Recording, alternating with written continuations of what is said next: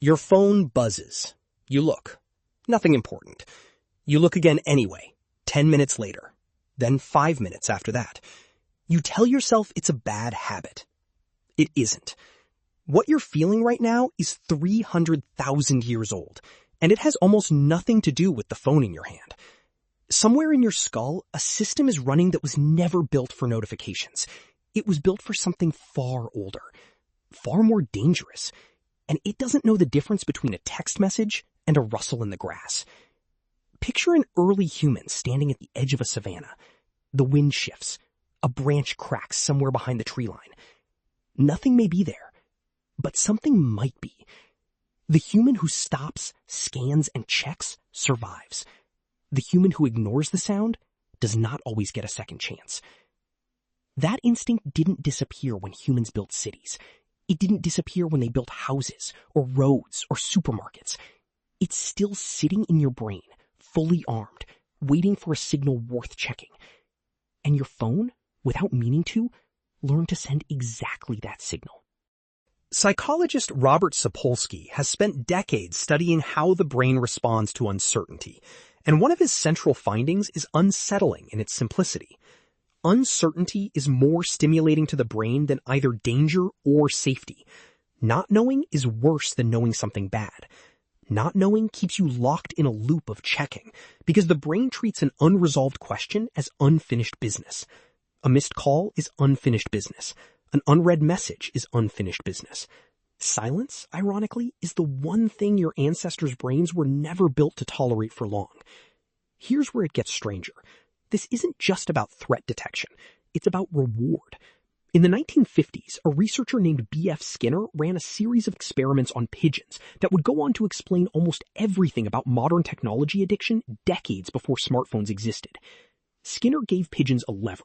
Press it, and sometimes food appears. Not every time, not on a schedule, randomly. The pigeons that got food every single time they pressed the lever eventually stopped pressing it as often. Predictable reward is satisfying, but it's not compelling. The pigeons that got food unpredictably, on what Skinner called a variable ratio schedule, pressed the lever obsessively, over and over. Even when the food stopped coming entirely, they kept pressing, far longer than the pigeons on a predictable schedule ever did. Does that sound familiar? Your phone runs on that exact same schedule. Sometimes you check it, and there's nothing. Sometimes there's a message from someone you like. Sometimes there's nothing again. You never know which one it will be. And that unpredictability isn't a flaw in the design. It's the entire design. Your ancestors lived on a variable ratio schedule too, just a crueler one. Sometimes a hunt produced food. Sometimes it produced nothing. Sometimes checking the horizon revealed a predator. Sometimes it revealed nothing at all. The brain that survived was the brain that kept checking anyway, because occasionally, checking meant everything. There's a second layer to this, and it might be the more powerful one. It isn't about food or danger. It's about people. Anthropologist Robin Dunbar spent years studying primate social groups and arrived at a number that still shapes how researchers think about human relationships today. Roughly 150. That's the estimated limit of stable social relationships a human brain can meaningfully track, a boundary now known as Dunbar's number. But Dunbar found something else just as important. Primates, including humans, dedicate an enormous amount of mental energy to social monitoring. Who is allied with whom? Who might be talking about you? Whether your position in the group is secure. For most of human history, being cut off from the group wasn't an inconvenience, it was a death sentence. A human alone on the plains, without allies, without a tribe to share food and warn of danger, rarely lasted long.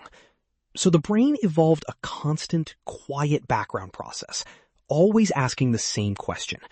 Where do I stand with everyone else right now? Your phone answers that question every time you unlock it. A like, a reply, a read receipt. Each one is a tiny piece of evidence about your social standing, delivered instantly. And your brain treats that evidence with the same seriousness it once gave to tribal alliances that determined whether you ate that week. Psychologist John Cacioppo, who spent much of his career studying loneliness, described social disconnection as something the brain registers almost like physical pain. Not metaphorically, measurably. Brain scans of socially excluded people show activity in regions overlapping with the experience of physical injury. Loneliness isn't just an emotion, it's an alarm. And checking your phone, again and again, is one of the fastest ways modern life offers to silence that alarm, even for a second. So 3 ancient systems are running at once every time your phone lights up. A threat detector, scanning for anything unresolved. A reward system, primed by unpredictability to keep pulling the lever. And a social monitor, constantly asking whether you're still safely inside the group. None of these systems were designed by anyone sitting in a room. They were shaped slowly, brutally, by hundreds of thousands of years, where the cost of ignoring a signal was sometimes your life. Here's the part that should change how you see this. The people who built the apps on your phone didn't invent these systems. They studied them. Notification badges exploit the threat detector. Infinite scroll exploits the reward system. Likes and comments exploit the social monitor. Nothing about your phone had to be persuasive on its own. It only had to speak a language your brain already knew, fluently, from 300,000 years of practice. That's not a flaw in you.